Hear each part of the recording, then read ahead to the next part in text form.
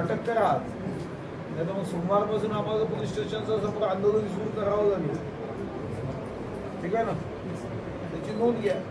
कारण हे जबरदस्ती तो का असं लिंकिंग करायचा प्रयत्न करतो की सल्फर घ्या, पीडीएम पोटॅश घ्या, हे काही जबरदस्ती त्याच्या बापाचा राज आहे का? ठीक है, तो अपन ने रिपोर्ट दे दिया है. अगर नहीं है तो भी सोमवार से अपने उपोषण करना. जी कंपनी आहे त्यांनी केलं आणि हे करण्याचं कारण काय, मी स्वतः त्याच्याशी बोललो.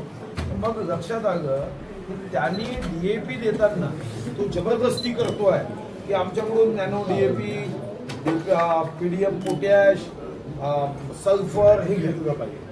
तर आता एकीकडे आपण रासायनिक खताचा वापर कमी वापरू असं विश्वगौरव मोदीजी वारंवार सांगताय आणि आज जबरदस्ती करताय. डीएपी सोबत तुम्ही बाकी खतं टाका, जबरदस्ती टाका. तर आमचं असं आपल्याला आग्रह आहे, मी सोमवारी विधानसभेत चर्चा घडवतो आहे, पण माझा आग्रह आहे की आपण आमचा FIR दर्ज करून घ्यावा आणि दर्ज करून संबंधिताला अटक करा. आणि यासाठी तुम्हाला मार्गदर्शन पाहिजे असेल तर आम्ही जिल्हाधिकाऱ्यांनी सुद्धा त्यांना जो नोटीस दिला, म्हणजे कदाचित तुम्हाला या संदर्भात लक्षात आलं नाही, तर हा जिल्हाधिकाऱ्यांचा नोटीस आहे. त्यांनी खत नियंत्रण आदेश 1985 व जीवनावश्यक वस्तू कायदा 55 अन्वये कार्यवाही करण्यात येईल हे स्पष्टपणे नमूद केलं. पण मस्तवाल झाला आहे, मुजूर आहे आणि त्यांनी खरं तर खत वाटप करत असताना जो जिल्हा परिषदचा कृषी अधिकारी आहे त्यांनी निर्देश किंवा त्यांनी सांगितल्याप्रमाणे वाटप केलं पाहिजे आणि हेच केंद्र सरकारने राज्य सरकारच्या गाईडला आहे. पण हा एवढा मस्ती झाला आहे की त्याला पोलिसांची भीती, पोलिसांच्या खाकी वर्दीची भीती निघून गेली आहे. मस्तवाल झाला आहे. आज अटक करता आली तर बरं होईल. माझं मत आहे की तुम्ही त्याला अटक करून त्यावेळी द्या ना. त्याच्यासाठी ते एवढं मोठं मी मुद्दाम चांगला जेल बांधून दिलं. तुम्ही पोलीस स्टेशन चांगलं बांधलं कशासाठी? एखाद दिवस आनंद द्या का?